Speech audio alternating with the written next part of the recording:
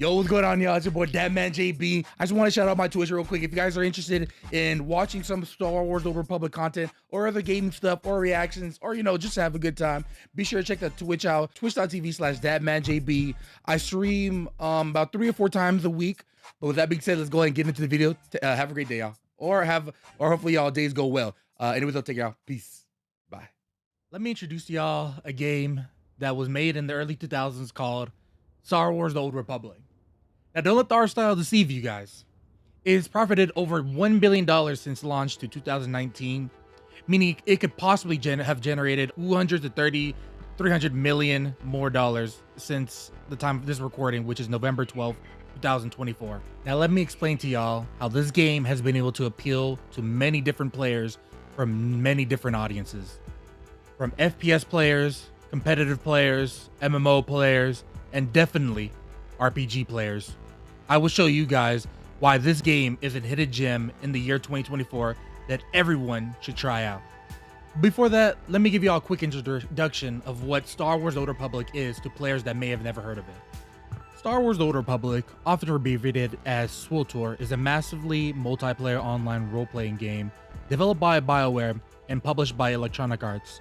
Released in December 2011, the game sets in an expansive Star Wars universe taking place approximately 3,000 years before the rise of the Galactic Empire. In swtor, players can create their own characters choosing from various classes and species, and embark on epic quests across iconic planets like Tatooine, Coruscant, and Korriban. The game features a rich narrative experience with fully voiced characters and branching storylines that allow players to make choices that impact their journey. Players can align with the Galactic Republic or the Sith Empire, engaging in thrilling combat, exploring vast worlds, and participating in both player versus environment PvE and player versus player PvE content. In 2021, the game's development transitioned to Broadsword Online Games, a studio known for its expertise in maintaining and evolving MMORPGs. This change has brought renewed focus on enhancing the player experience and expanding the game's content. With its engaging storylines, deep lore, and vibrant community, Star Wars: The Old Republic often offers an unforgettable experience for fans of the franchise and gamers alike. So with all that intro stuff out the way, let me explain to y'all why I think Star Wars: The Old Republic is such an iconic game, and why, in my opinion, it's a hidden gem in the year 2024. So hopefully I impress, because please, this game is such a sleeper game to be ignored for so long. Let it get the attention it deserves. So first, let us preview the 6 different topics of what really makes swtor that much of an addicting hidden gem of a game to play. It has deep and rich story with interactive choices, deep character customization with hundreds of different outfits, blasters, color crystals, and lightsabers. Look at this dude. Nah, the Count Dooku accent didn't work. All right, next one. Deep companion romance or interactions, deep raids and dungeons. And with all this deep, you'd be thinking I'm talking about the deep from The Boys. No, not a good one. Okay, let me just keep it back onto the video. Deep PvP, which if you see this channel, you know what it's all about. And a homie guild if you're looking to join one, like mine. So feel free to take your talents to South Beach, like I have, unless you're a saboteur or engineering. In that case, you have been blocked, ignored, ratioed. But besides that, feel free to join. Anyways, jokes aside, let's get back into the reasons of what makes Star Wars: The Old Republic such a hidden gem in the year 2024. Starting off with the deep and rich story with interactive choices in Star Wars: The Old Republic. In swtor, you have 8 individual class stories. Starting off with the Empire side, you have the Sith Warrior, Sith Inquisitor, Bounty Hunter, and Imperial Agent storylines. And I have to say, those are some of the best storylines in storytelling in general. In Star Wars: The Old Republic, when you're playing the Empire, you don't always feel like the quote-unquote evil guy. There are some times in the story where you're able to choose good options or bad options. Sometimes the good options can be doing what's best for the people for your faction. Sometimes doing what's bad is, doing what's greedful for you as an individual. you have many different options to choose from when partaking in the story in this game. Like I said, there are you get to go from planet to planet, meeting many different people with many different personalities, many different that may try and betray you or something like that. So what your actions do, they can have an impact on the story. And sometimes you could do what's good or bad in a situation. And that's what really makes Star Wars Republic story just such above many other stories, is that you get to interact in these planets with these characters. Not always do what a Sith warrior is going to do. A Sith warrior is expected to go in, kill everything that opposes them, and never bow down to someone that thinks opposite of you. However, in Star Wars, you can sometimes do that. You could sometimes, if someone doesn't want to agree with you, you can just, look the other way and pay no mind.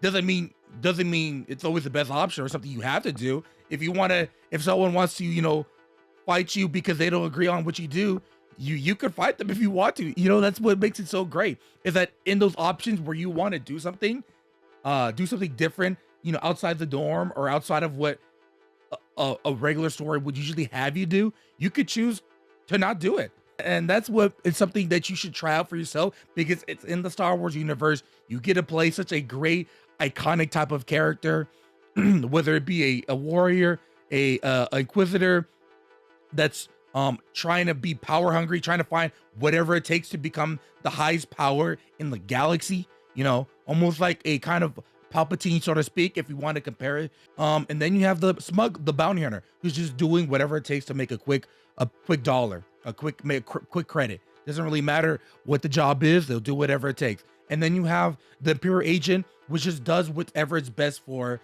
the Empire. Next, we have the Republic side, which, you have the Jedi Knight, Jedi Counselor, Trooper, and Smuggler. For the Jedi classes, they don't really care about how you were upbringing. They don't care what your power was. They don't care about, they do, but you'll figure out that later in the story. They just want you to feel welcomed into their order and make you feel like you're, accepted and stuff.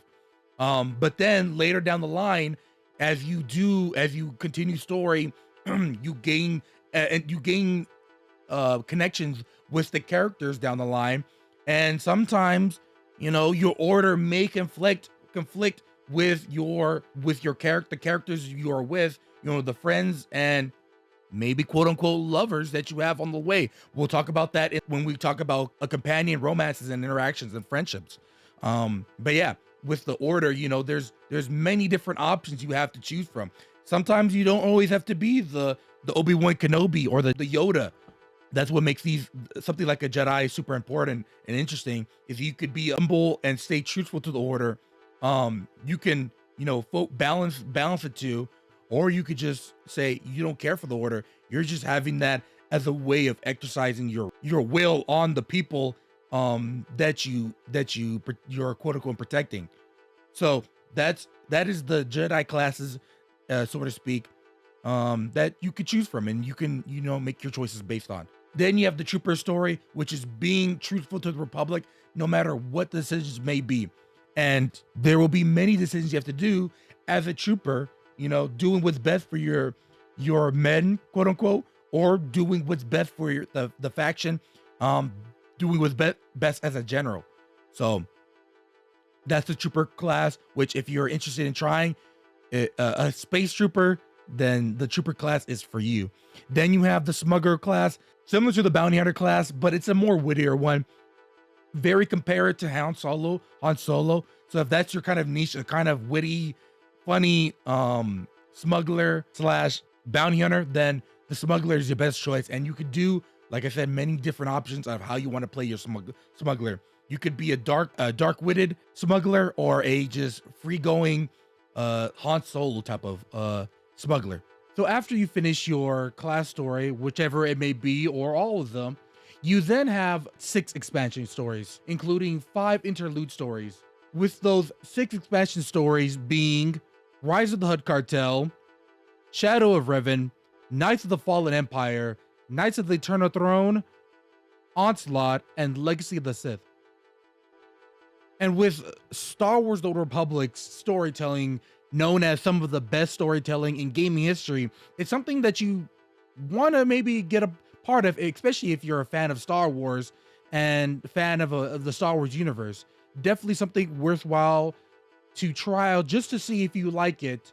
And if you do have a little bit of interest, try out multiple 6 other expansions, including the interludes, which have interesting story and with detailed characters as well. And with that expansive story, you also have hundreds to thousands of different customizations that you can use to customize your character, your weapon loadout, and your outfits with many iconic clothings such as Malgus, Darth Revan, Satil Shan, and Bastila Shan clothing, and many other iconic Star Wars characters. Not to mention, there are plenty of color crystals that you may have not seen in the regular Star Wars movies or shows that you can try out for yourself.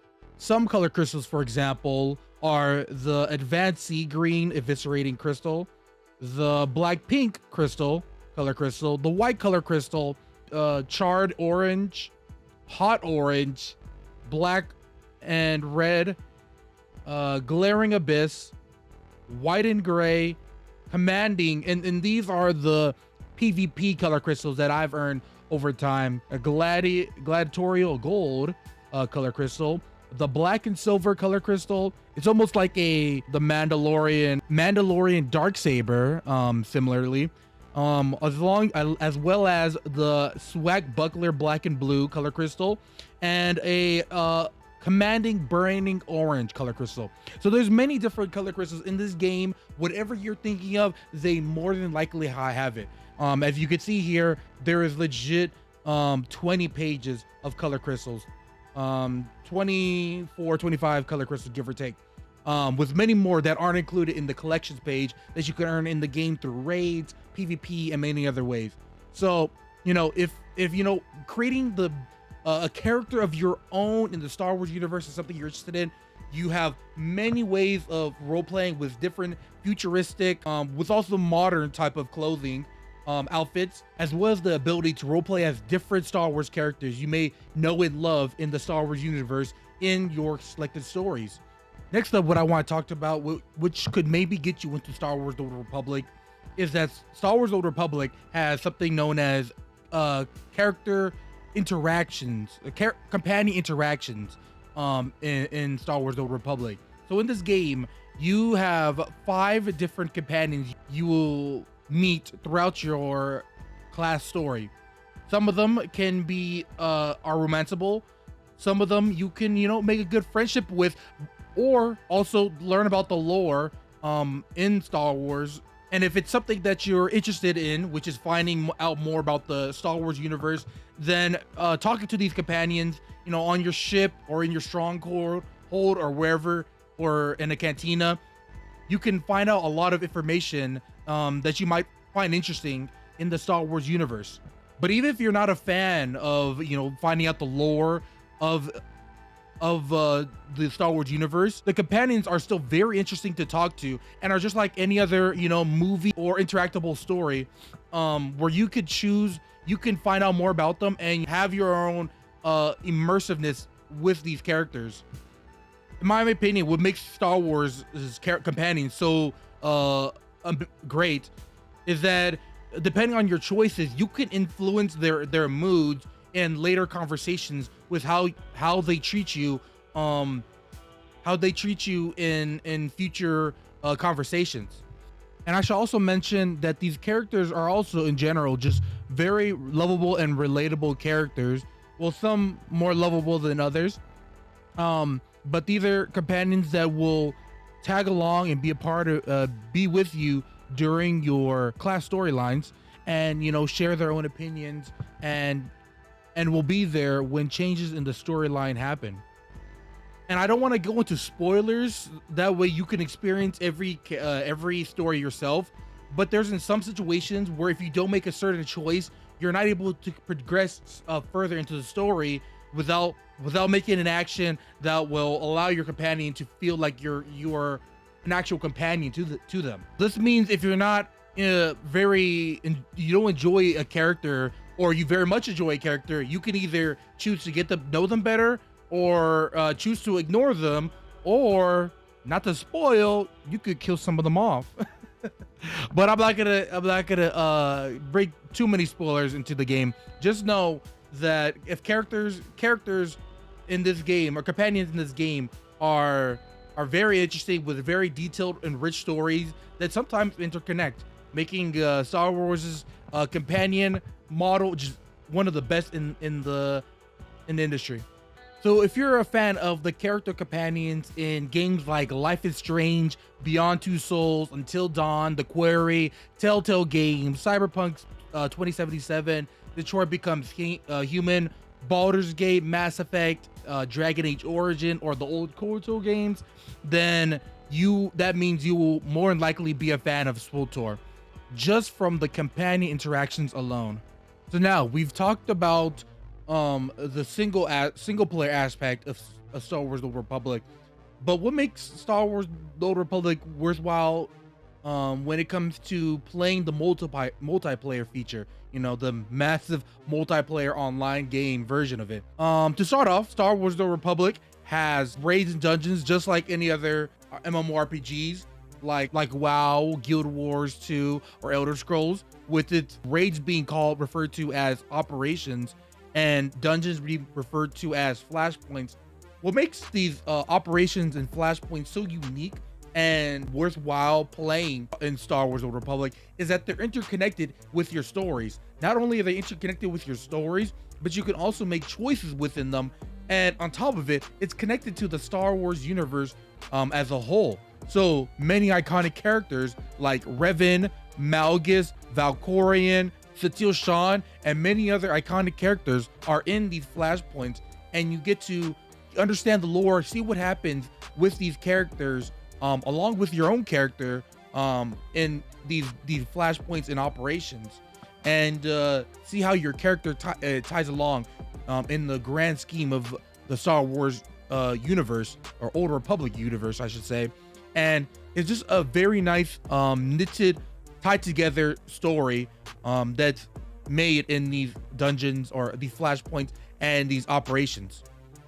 Some people's most favorites, I might add, dungeons are 100% the Dread Masters, which are the 6 Dread Masters, which is one of the more iconic raids or operations done in Star Wars: Old Republic, because these are 6 very high-powered former defenders for Valkorion that you get to understand more about the lore of these Dread Masters, and what made them such powerful foes is what makes these dungeons and these operations and flashpoints just something worthwhile to give a try, and to see if you like it or not. There are 3 versions of flashpoints, that being story mode, veteran mode, and master mode. And then for raids you have story mode, or for operations you have story mode, veteran mode, and nim operations, which are the similar as master or mythic plus, I think, for World of Warcraft. So you have different difficulties for these raids and operations that you could do, and you could just learn more about the story. And if you don't want to play on the hardest difficulty, you can play on story mode, or you could tag along with the group to do higher level content, which is connected with gearing in the game. So you're learning more about the story while also gearing at the same time. It's a win-win.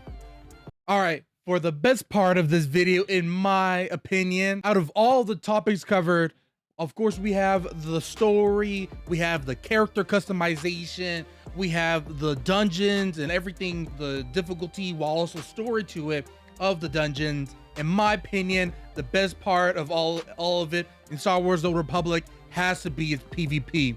Now, if you guys are new to this channel and new to myself, I am a big PvPer. I stream on Twitch, like I say, on Twitch, twitch.tv/datmanjb, and we do a lot of PvP over there. Granted, it's like people like to see. I mean, there's a reason why it's something people love to see. It's because the combat in this game is just hands down some of the best combat in MMO gaming as a whole. I think it really does a tab targeting an insane amount of justice with just the movement. Not even to mention that it's a Star Wars game, so it takes place in a universe with lightsabers, Jedi, Sith, force powers, but it's done within a game that is just, with all of its abilities, just go together just all so smoothly. The rotations for these classes are very fluid and very satisfying, which for me is just what makes PvP just so great. Now I know there's gonna be the PvEers and the solo players are gonna swipe on this section of the video, but for the competitive players, I have to say, don't worry. The combat in swtor PvP is, in my opinion, next to none when compared to any other MMOs.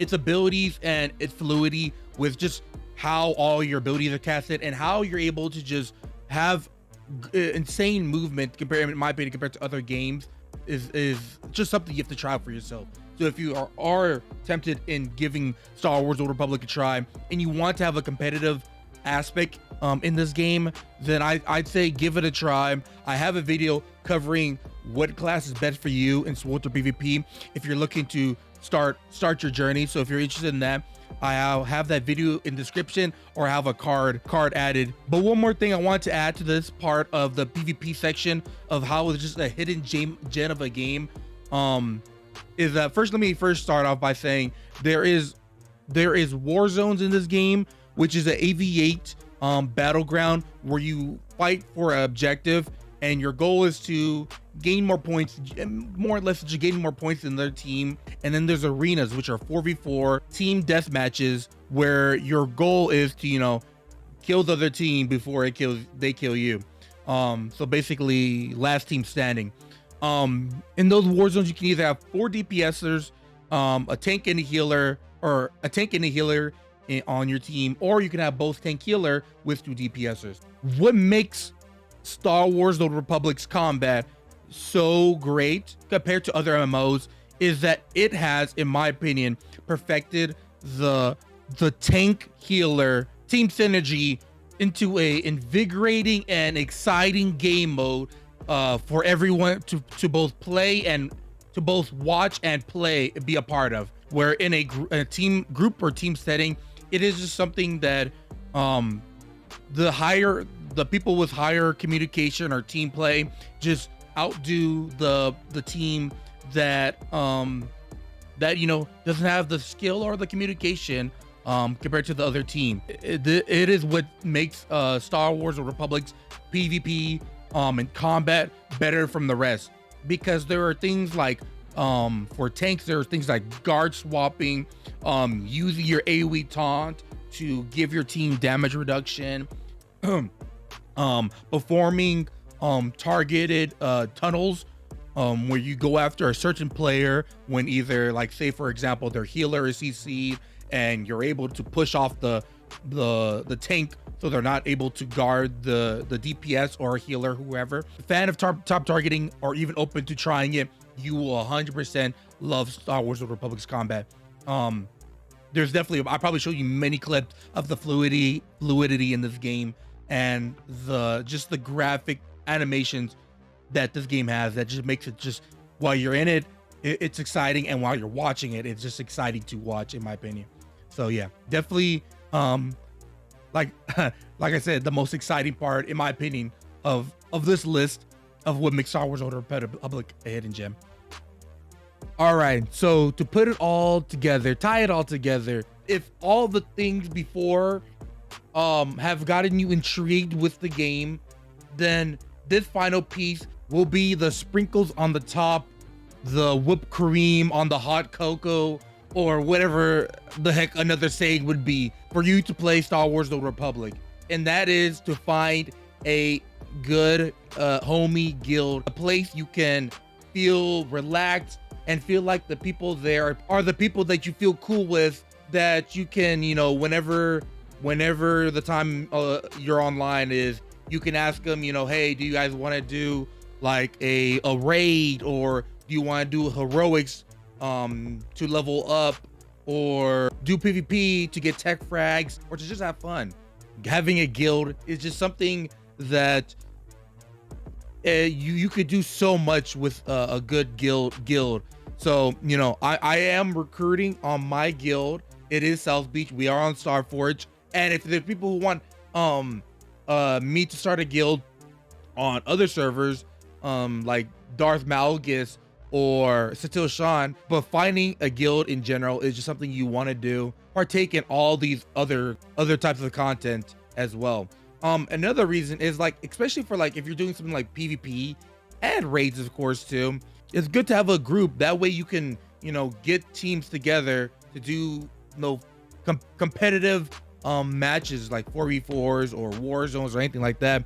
That's like kind of the charm Star Wars The Old Republic used to have, I think, back in the day, is that you would used to form PvP guilds that would match up against other PvP guilds or other high rated high skill players, and you would go head to head against each other. So definitely getting a guild that relates to, that focuses on what you like to do in this game, or that focuses on what you like to do in this game, is definitely something I'd recommend doing.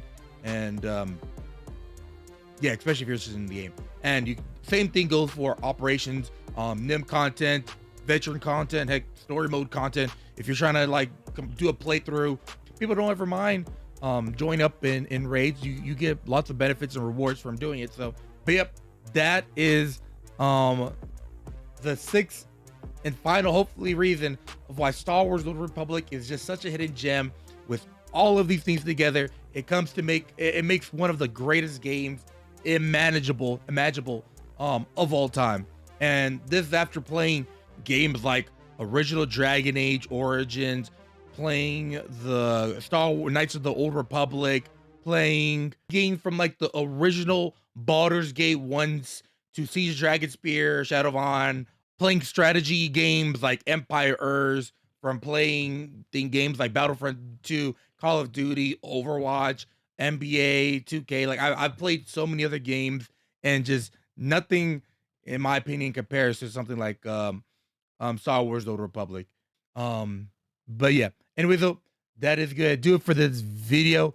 I don't know if this is gonna be the outro, but I appreciate everybody for stopping by and watching the video. For everyone made it to the end, I appreciate y'all. And anyone for just watching the video, I appreciate y'all. I do stream, like I said, on Twitch 3 or 4 times a week. Twitch, like I said, twitch.tv/dadmanjb. So if you guys want to check in and, say what's up and, have a good time, I do make sure we all have a great time over there. And, throw in some jokes, throw in some fun, and throw some hee haw or whatnot. I don't know.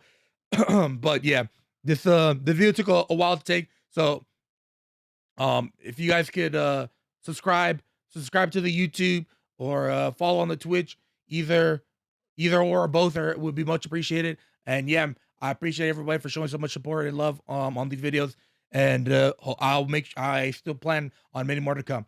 So anyway, though, that's gonna do it. I'll see y'all in the next video. Take care, y'all. Peace.